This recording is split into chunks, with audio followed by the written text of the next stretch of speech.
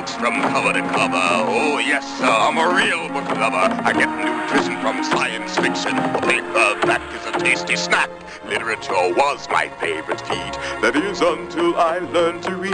Now I read books from cover to cover. Oh, yes, ma'am, I'm a real book lover. I've been reading ever since I lost my horns of ignorance.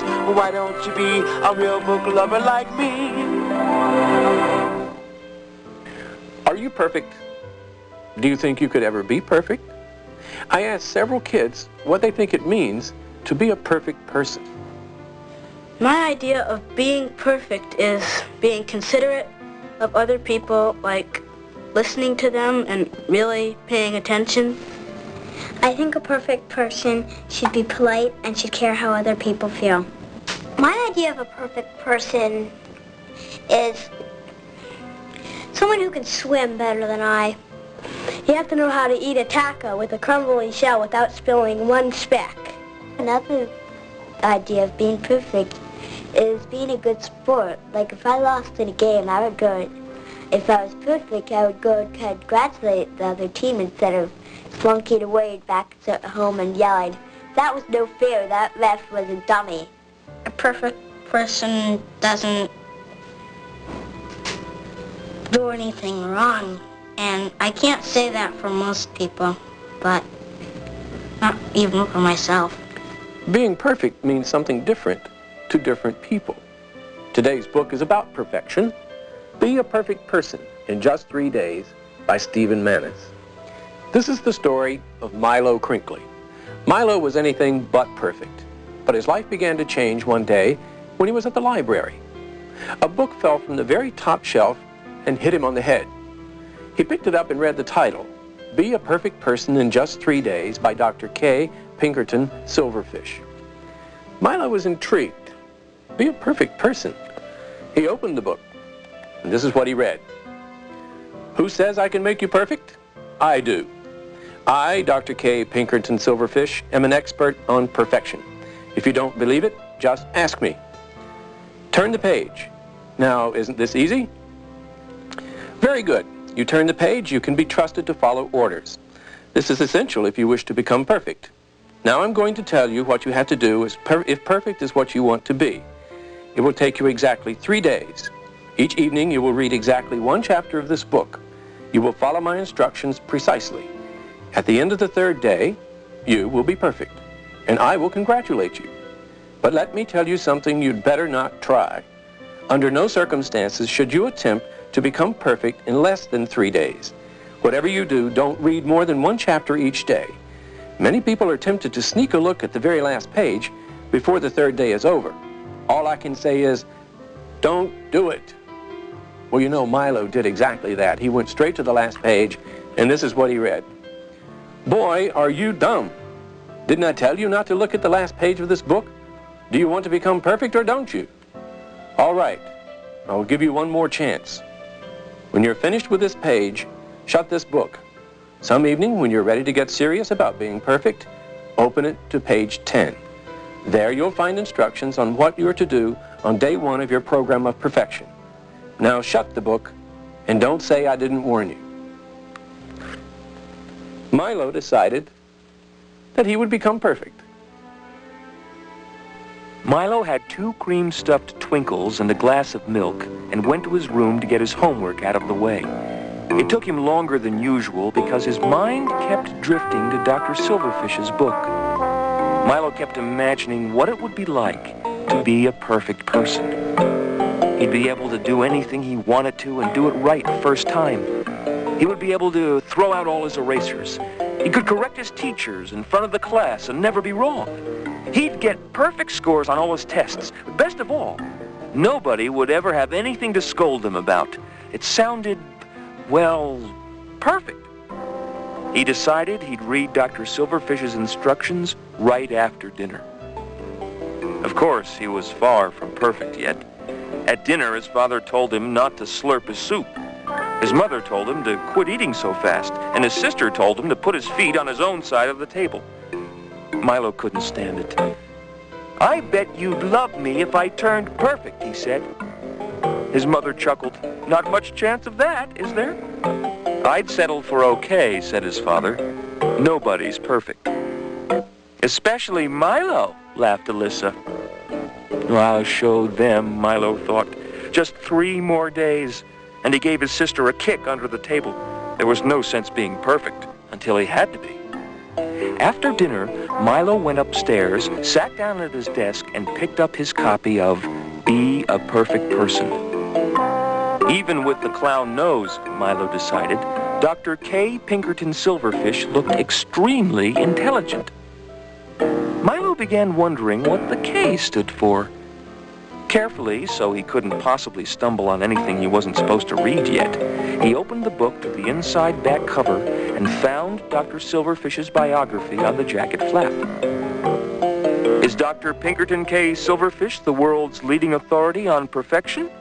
You bet your booties, Grandma. He's also Thompson Seedless Professor of Enology at the Ripple campus of Skid Row College. He holds degrees from Fahrenheit University and Centigrade Institute, but when his arms get tired, he puts them down. As a hobby, Dr. Silverfish raises Venus flytraps. He also owns the world's second largest collection of unusual toothpicks. Milo closed the book. His question remained unanswered, but he felt ready to begin. He took a very serious, deep breath and opened the book to where he'd left off at the library. Day 1. You can't take the last step to perfection until you take the first. I know what you're thinking again. You're wondering what the K in my name stands for.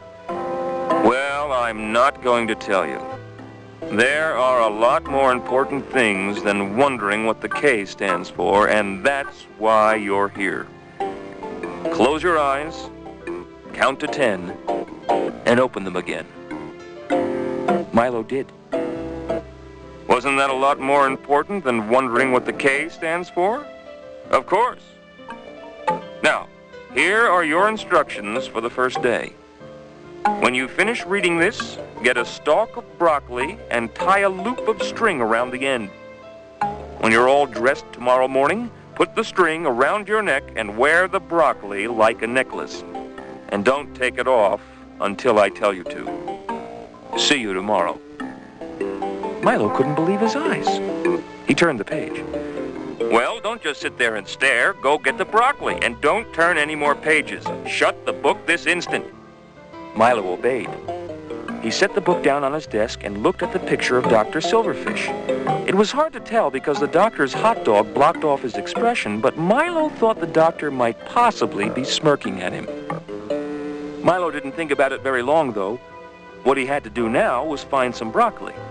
He went down to the kitchen and opened the freezer. Underneath a bowl of fake whip behind a bag of instant waffles, he found what he was looking for. Broccoli, read the package, in a delicious imitation cheese sauce made from only the finest, most succulent chemicals. Dr. Silverfish hadn't said anything about imitation cheese sauce, but it was liable to be messy when it thawed out. Milo closed the freezer and opened the refrigerator.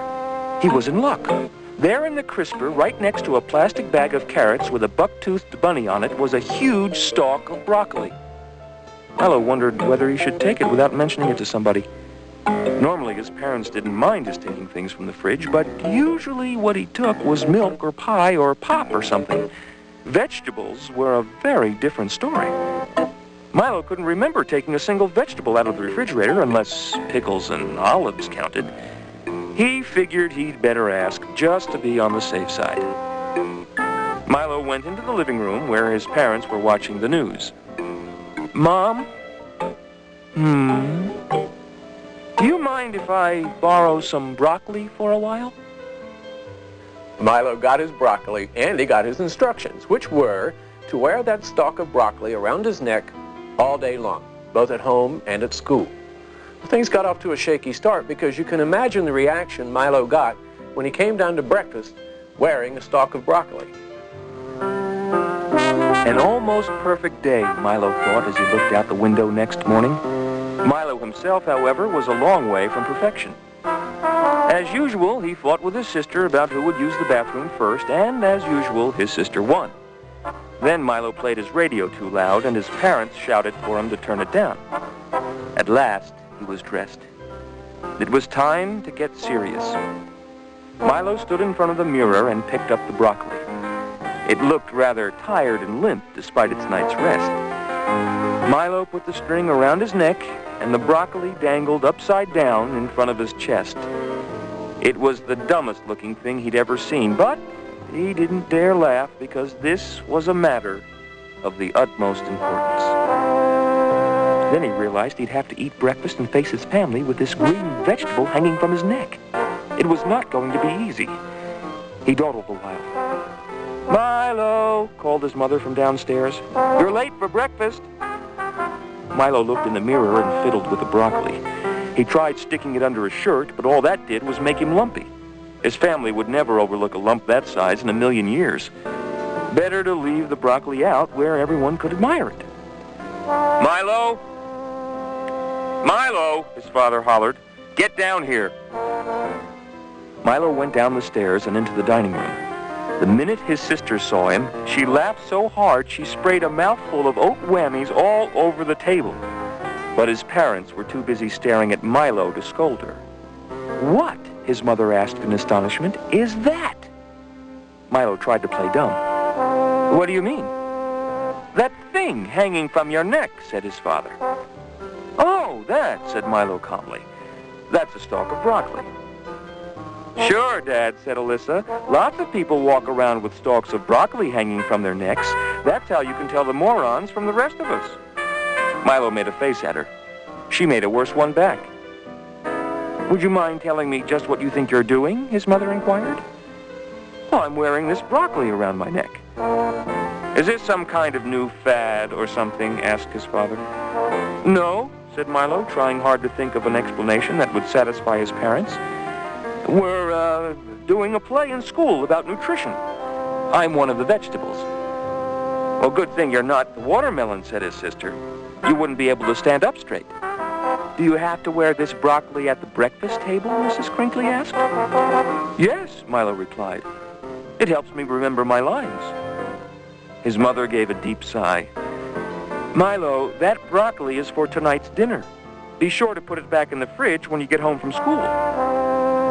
"I can't," said Milo, feeling sillier by the minute. "Why not?" Milo thought very hard. "Because I need to wear it tonight, too." "I thought you said the play was today."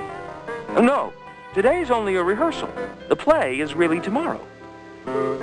"If you ask me, I've got a broccoli brain for a brother," said Alyssa. "All right, Milo," Mrs. Crinkly sighed. "By the time it finishes walking around with you all day, that broccoli won't be fit for human consumption anyhow. We'll use up the leftover rutabaga tonight." "Not rutabaga again," cried Alyssa, sticking her tongue out in disgust. For once, Milo tended to agree with her. Wearing a stalk of broccoli all day was pretty bad because Milo was humiliated and embarrassed. But the second day and the third day were even worse. I'll let you read about them yourself. Be a Perfect Person by Stephen Mannix. And I have another book by Stephen Mannix. If you like the Oscar Noodleman stories, you might like Chicken Trek. And if you'd like to read about the most imperfect kids in the world, as a matter of fact, the meanest kids in the world, you'll enjoy The Herdmans and The Best Christmas Pageant Ever by Barbara Robinson. I think you'll enjoy all these books. And remember, if you're going to be a perfect person, go find some broccoli. I'll see you next time.